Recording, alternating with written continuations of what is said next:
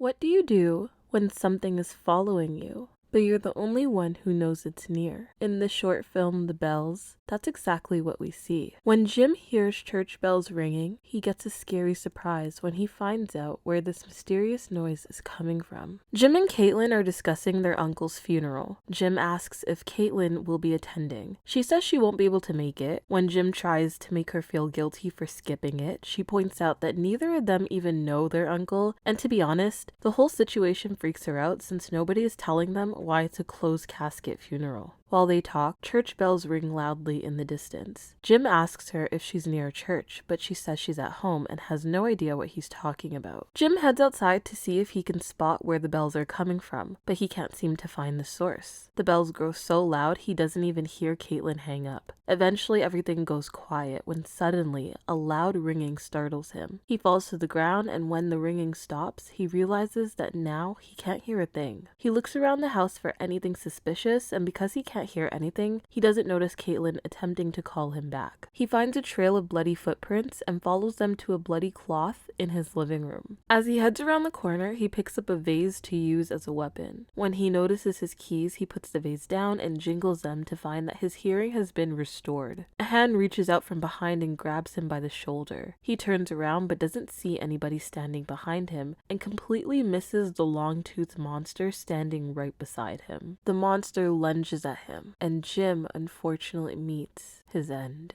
It's the next day when Caitlin tries calling Jim back only to get his voicemail. Her son is eating cereal around the table when the bells start chiming, and to make matters worse, her son is the only one who can hear them. In this film, the bells are a warning. Whoever hears them is going to be the next victim. Based on the events in the film, this curse or monster follows the men in this family. This is why Caitlin could never hear the bells ringing. In the beginning, when Jim and Caitlin are discussing their uncle's funeral, she wonders why it's a closed casket event. It's my guess that the monster probably ate their uncle's face off, leaving his body to look like the monster who attacked Jim. After having its way with the uncle, the monster then moved down the bloodline to the next male, who was Jim, and after Jim, it moved on to Caitlin's son. It's never revealed where the monster came from or why it's attacking this family, but I believe the uncle had something to do with it. Maybe that's why Jim and Caitlin never knew him. Maybe he knew the monster would come for him and was keeping his distance for the safety of his extended family. This film kind of reminds me of It Follows. Even though transferring the curse was different in the movie, the monster would move down its list of victims as if it were keeping track, just like the monster in this film. Another similarity is that only the victims can see the monster coming for them. So even though they might have help while the monster is chasing them, they're kind of alone in this battle because they're the only ones who can see the monster coming for them. Overall, I think this film is a metaphor for hereditary traits, with a specific emphasis on traits that may be considered annoying or displeasurable. This film shows how these traits can impact the lives of those who aren't even aware that this trait exists within them yet. Just like Jim and Caitlin's son, a lot of people are oblivious to their familial past. Perhaps this film aims to warn everyone that they should look into their family's history, because you never know what you're going to find, but maybe by looking into your family's past, you will get the opportunity to understand yourself a little better.